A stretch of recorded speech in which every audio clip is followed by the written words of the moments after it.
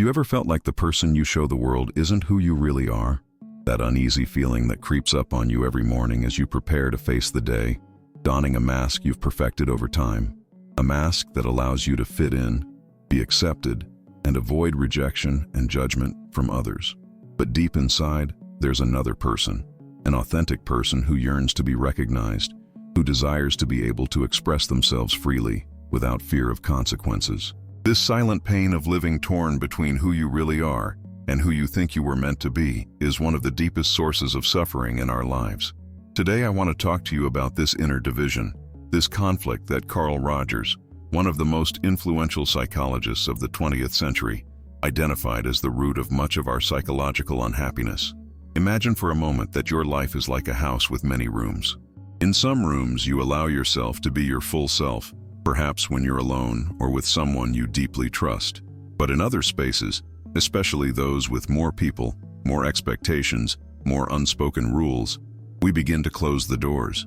We begin to hide aspects of ourselves, to control our emotions, to calculate our words. And over time, this splitting becomes so habitual that we can forget who we really are. I understand that feeling. I understand what it feels like to live in constant self-surveillance, constantly adjusting what we say, how we say it, what we show and what we hide. It's exhausting. It's like carrying an invisible weight that no one else can see, but that we feel in every interaction, every conversation, every relationship.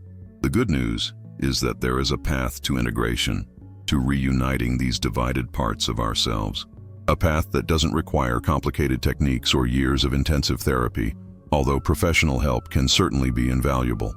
This path begins with something seemingly simple yet profoundly revolutionary: the act of recognizing and accepting who you truly are, with compassion and without judgment. This is the heart of Carl Rogers' humanistic psychology, and it's what we'll explore today, with practical examples and ideas you can apply to your own life. Carl Rogers developed what is known as person-centered therapy, or the client-centered approach, a revolutionary approach to psychology that radically departed from the dominant views of his time. While Freud focused on the unconscious and repressed instincts, and behaviorists focused on observable behaviors and their reinforcements, Rogers focused on a different topic: the person's subjective experience and their innate capacity to develop and flourish. For Rogers, every human being possesses what he called an actualizing tendency, a natural inclination toward development, differentiation, cooperation, and maturation. It is like a seed that contains within it all the potential to become a complete and flourishing tree. It doesn't need anyone to grow, it simply needs the right conditions: light, water, nutrients, to manifest what is already within it. Similarly, Rogers believed that human beings possess an organic wisdom, an innate ability to know what we need and what is good for us. The problem arises when this natural tendency is hindered by externally imposed values. From childhood, we learn that love and acceptance from our parents, teachers, and peers are conditioned on certain behaviors. I will love you if you get good grades. I will accept you if you behave like a strong child who doesn't cry. I will like you if you succeed professionally. These values lead us to develop an ideal self, an image of what we think we must be to deserve love and respect. And when there is a mismatch between this ideal self and our real self, we experience incongruity, an inner disconnection that is the root of much of our anxiety, depression, and general sense of existential emptiness. I'd like to pause for a moment and ask you, when was the last time you felt truly free to be who you are, without a filter, without fear of judgment? I know it can be difficult to express these deep feelings, especially after spending a lot of time disconnected from your true self. But naming these experiences is the first step toward transformation. I invite you to share in the comments: I feel disconnected when. It can be as simple as when I'm in a work meeting, or as complex as when I'm trying to express my true desires to my partner. No matter how simple or complex your answer, the important thing is honesty. Your comment will not only be an act of introspection for you, but it might also resonate with others who feel similarly alone in their inner struggle. And now, continuing our exploration of Rogers' humanistic psychology, let's see how we can begin to bridge this gap between who we are and who we think we should be. Rogers identified 3 fundamental conditions that facilitate psychological development and the journey toward authenticity, both in therapy and in any meaningful relationship. The first is congruence, or genuineness. This means being transparent and authentic in our interactions, without hiding behind facades or professional roles.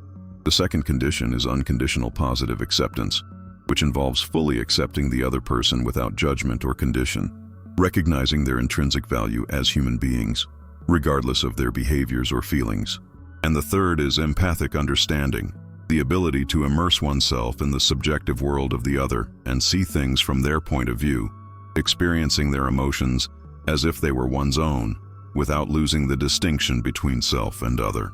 These three conditions are not mere therapeutic techniques. They are fundamental attitudes that we can cultivate in all our relationships, including our relationship with ourselves. And herein lies the true revolution of Rogers's work. The same conditions we foster in our relationships with others are the same ones we must apply to our relationship with ourselves to heal the inner division that causes us so much suffering. Let's consider how we might apply these conditions to our relationship with ourselves. Congruence would involve recognizing and accepting our true thoughts, feelings, and desires, even when they are uncomfortable or socially unacceptable. It is not about acting on our impulses, but rather about being honest with ourselves about how we really feel. Positive and unconditional self-acceptance would involve cultivating an attitude of self-compassion, recognizing our intrinsic value beyond our accomplishments, appearance, or behavior. And empathic self-understanding would involve developing the ability to observe our own internal processes with curiosity and openness, without judging or repressing them. Imagine for a moment what your life would be like if you could treat yourself with the same kindness, patience, and understanding that you would show a close friend in distress. How would your relationship with yourself change? How would this affect your relationships with others? According to Rogers, when we begin to experience these situations, whether in a therapeutic relationship or in meaningful relationships, we reconnect with our tendency to self-actualize, with that inner wisdom that knows what we need to grow and flourish. We begin to trust our direct experience more than external evaluations or the values we have internalized. And gradually, the gap between our real and ideal selves closes, not because we become the person we thought we were meant to be, but because we learn to accept and value who we really are. This process is neither quick nor linear. There will be moments of clarity and connection, followed by periods of doubt and relapse into old patterns. But every step toward greater authenticity is a step toward a more fulfilling and meaningful life. And the great thing about this approach is that it doesn't require you to become someone else. It simply invites you to discover and accept who you already are deep down, beneath the layers of social conditioning and internalized expectations. Let me give you a concrete example of what this process can look like in everyday life. Imagine Elena, a successful professional who has built her career by following the expectations of her parents and society. From a young age, she learned that her worth depended on her academic and professional achievements. She is respected in her field, earns a good salary, and on the outside appears to have everything she could possibly want.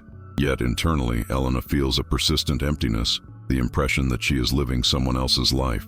In quiet moments, when she is not busy with projects or tasks, she feels restless, anxious, as if she is avoiding something important. One day, Elena begins therapy with a therapist who applies Rogers' person-centered approach. In this safe space, where she experiences congruence, unconditional positive acceptance, and empathic understanding, Elena begins to explore aspects of herself she had hidden for years. She discovers a passion for painting, which she had abandoned as a teenager after her parents suggested it was not a pragmatic path. She recognizes that, although competent at her current work, she is not truly passionate about it. She does it primarily to maintain external approval and her sense of security. As Elena allows herself to acknowledge these authentic feelings and desires, she initially experiences fear and confusion. What would it mean to change her life based on these discoveries? Would she lose the approval and respect she has earned so much? Is it too late to change direction? But she also feels relief and vitality in connecting with these authentic parts of herself. Gradually, Elena undertakes small changes. First, she simply allows herself to feel her true emotions without judgment. Then, she devotes herself to painting on weekends, reconnecting with this old passion. Eventually, she considers ways to incorporate more creativity into her current work, even the possibility of a gradual career transition. The key is not so much the external changes Elena decides to make, but rather the inner process of reconnecting with her authentic experience and making decisions based on her inner wisdom rather than external expectations. This process is neither easy nor quick. There are moments of doubt, fear, and recoil. But over time, Elena experiences a greater sense of integration and aliveness. The gap between who she truly is and how she lives her life narrows, and with it, the pain of incongruity heals. Elena's story is just one example, and the path to authenticity is different for everyone. For some, this may involve significant career changes. For others, it's more about how they interact with others or express their emotions. The important thing is to reconnect with your inner experience and let it guide you, rather than external expectations or a rigid sense of should.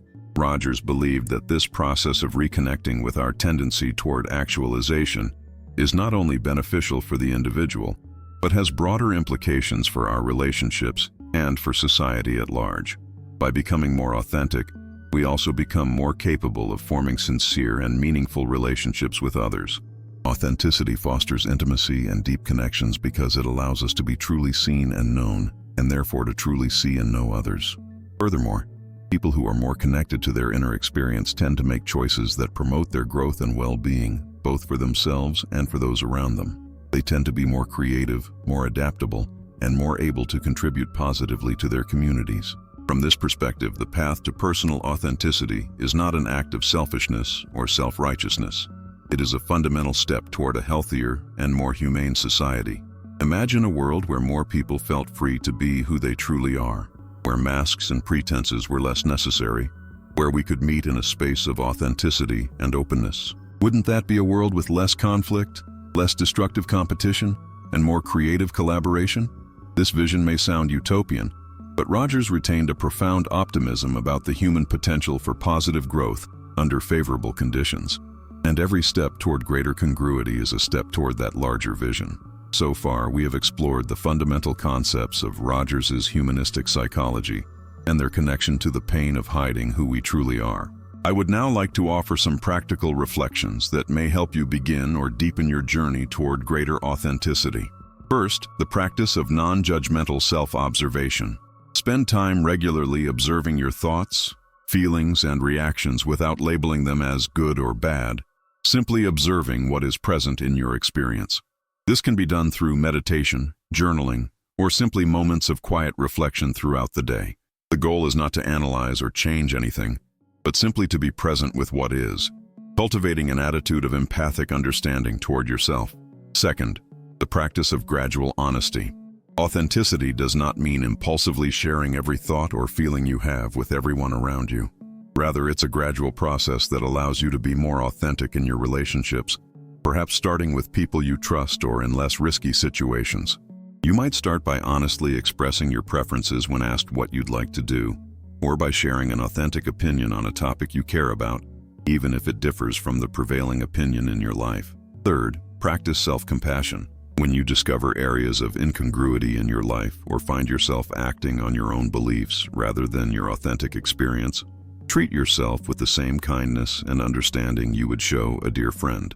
Recognize that developing authenticity is an ongoing process, not an end in itself, and that we are all doing the best we can with the tools and awareness available to us in each moment. Fourth, practice authentic community. Seek out relationships and spaces where you can experience the conditions for growth identified by Rogers: congruence, unconditional positive acceptance, and empathic understanding. This can be done in a therapeutic context, within support groups, within deep friendships, or within communities based on shared values. These relationships can serve as both a mirror and a catalyst for your own growth process. And fifth, practice patience and trust in this process. The path to greater authenticity is not linear and has no defined endpoint. There will be breakthroughs and setbacks, moments of clarity and periods of confusion and uncertainty. The key is to maintain an attitude of curiosity and openness toward your own experience, trusting that your actualizing tendency will guide you toward growth and integration if you give it the space. These practices are not rigid prescriptions, but invitations to explore. Everyone will need to find their own pace and ways to cultivate greater authenticity based on their specific circumstances, resources, and challenges. The important thing is to start where you are, with what you have, and take it one small step at a time. As you move forward on this path, you will likely encounter resistance, both internal and external. Internally, you may experience fears of rejection or abandonment if you show up as a more authentic you. You may uncover deeply held beliefs about your lack of value or worth, or you may face the uncertainty of not knowing who you really are beneath layers of conditioning and adaptation. Externally, you may encounter resistance from people accustomed to a less authentic version of yourself. The systems and relationships that have been built around your adaptive self may feel threatened by your shift toward greater authenticity. These resistances are normal and to be expected. In fact, they may even indicate that you are accessing something important, something that has the potential to bring about significant change. The key is not to avoid these resistances, but to approach them with the same attitude of curiosity, compassion, and openness that you cultivate toward the rest of your experience. Ask yourself, what is this fear telling me? What does this part of me that resists change need? How can I honor both my need for authenticity and my need for safety and belonging? Rogers believed in the inherent wisdom of the human organism, in our ability to find our own path to fulfillment when the conditions are right. This means that there is no precise map or instruction manual for your journey toward authenticity. Your path will be unique, shaped by your personal history, your current circumstances, and the specific possibilities available to you. However, you can be sure that by cultivating a more compassionate and conscious relationship with yourself, you will begin to better recognize your own truth and feel freer to live it. And while this journey may begin as a deeply personal quest, its effects reach far beyond the individual. Every person who progresses toward greater authenticity and personal fulfillment contributes to a more humane, compassionate, and creative world. Every act of authentic self-expression, every decision made with inner integrity, every relationship based on authenticity and mutual respect are stepping stones toward the healthier society Rogers envisioned. Ultimately, the pain of hiding one's true identity isn't just an individual suffering, it reflects a larger divide in our culture, a disconnection from our common humanity and our inherent potential for fulfillment and authentic connection. By embarking on your own journey toward authenticity, you're not just seeking your own personal well-being, you're participating in a larger movement toward a world where we can all live our full selves. And while that journey may begin with acknowledging pain, it doesn't end there. The promise of Rogers's humanistic psychology is that within that pain, met with compassion and awareness, lies the possibility of a life characterized not by inner division and alienation, but by integration, aliveness, and a deeper sense of connection with oneself and others.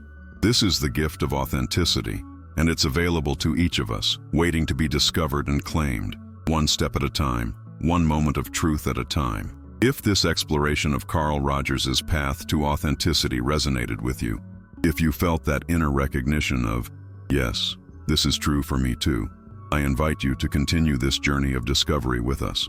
On this channel, we do not offer quick fixes or miracle cures for the complex challenges of being human. Rather, we create a space for deep reflection, sincere questioning, and gradual but meaningful growth. We apply Rogers' humanistic principles and other depth psychology perspectives to the everyday challenges we all face, our relationships, our inner struggles, our search for meaning and purpose. I invite you to subscribe to this channel not by chance, but as a conscious decision to prioritize your personal growth and your journey toward greater authenticity. In doing so, you join a community of committed people, sharing the same questions, all eager to live with greater integrity, awareness, and compassion.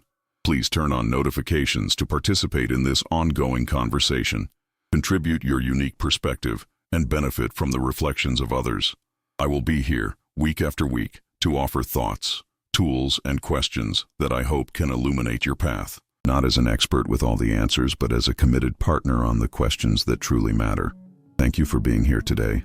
Thank you for your willingness to explore these profound dimensions of the human experience. And thank you for considering the possibility that perhaps the path to healing our world begins with healing our inner divisions.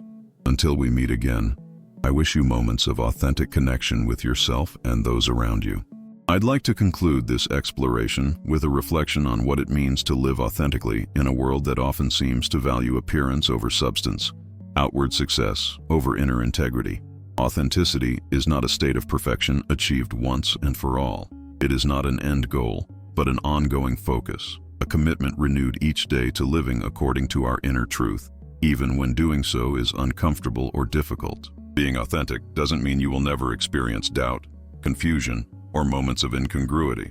It means you are willing to face these experiences with openness and compassion, allowing them to teach you something about yourself, your needs, and your deeper values. More profoundly, authenticity is an act of faith and courage. Faith that there is something within you that knows which way to go, even when your conscious mind is filled with doubt. And the courage to follow that inner wisdom, even when the path is uncertain or deviates from external expectations. It's the courage to say, "This is how I feel, this is what I need, this is what I value," even when those truths don't fit neatly into the dominant narratives about what a successful and fulfilling life should look like. And even more beautiful, by allowing yourself to be more authentic, you empower others to do the same. Your courage inspires their courage. Your self-acceptance helps them accept themselves more confidently. Your willingness to be recognized in your truth paves the way for more authentic and fulfilling relationships. So I invite you to consider, what small step could you take today toward greater authenticity? What truth is waiting to be acknowledged? What part of you is waiting to be expressed? It doesn't have to be a grand gesture or a radical transformation. It can be as simple as allowing yourself to feel what you truly feel, without judgment, or expressing a sincere preference when asked what you want, or making time for an activity that nourishes your spirit, even if it seems unproductive by external standards. Whatever that step looks like for you, remember that you are not alone on this journey.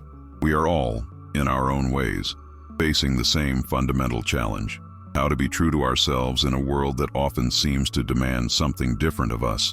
And in this recognition of our shared struggle, perhaps we can find compassion not only for ourselves, but for everyone around us, each doing their best to navigate the complex territory of human existence.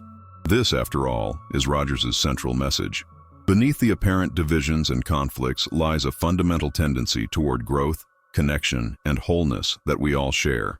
And it is by recognizing and honoring this tendency that we find not only our authentic individuality, but also our common humanity.